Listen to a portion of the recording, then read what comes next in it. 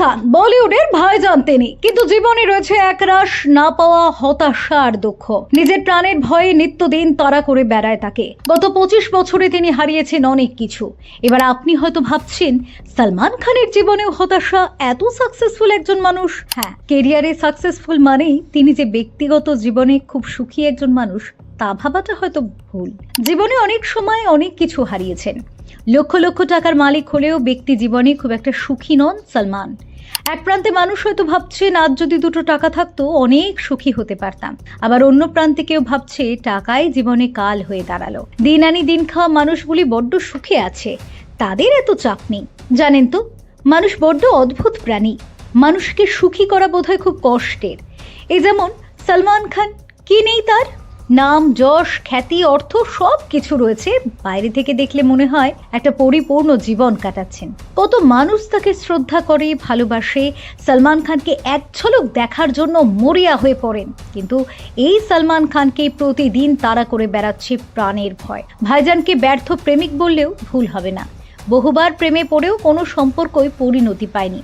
সদ্য শেষ হয়েছে বিগ বস 19-এর সঞ্চালনার কাজ। যদিও দেশে বিদেশে অনুষ্ঠান, সিনেমার কাজ থাকে প্রায় সারা বছরই ব্যস্ততার মধ্যে কাটে তার। ভারতের সংযোজন, গ্যাংস্টারদের চোখ রাঙানি, প্রায় সবসময় প্রাণ নাশের হুমকি পান, তবু সব উপেক্ষা করে কাজ চালিয়ে যাচ্ছেন। এবার নিজের জীবনের আক্ষেপের কথা তুলে ধরলেন সালমান খান।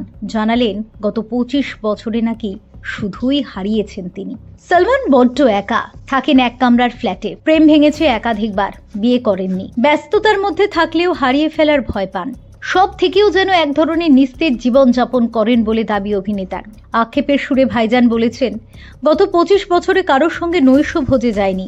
কাজ ও শুটিংয়েই কেটে যাচ্ছে জীবন। হয় শুটিং সেটে রয়েছি, নয়তো বাড়িতে, নয়তো কোনো হোটেলে।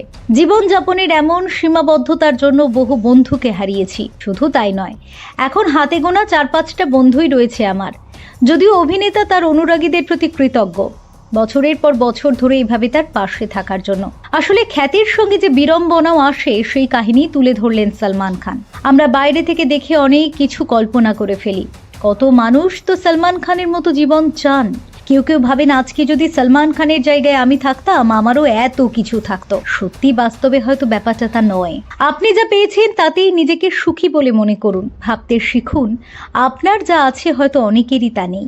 বাস্তবে বড্ড কঠিন জীবন।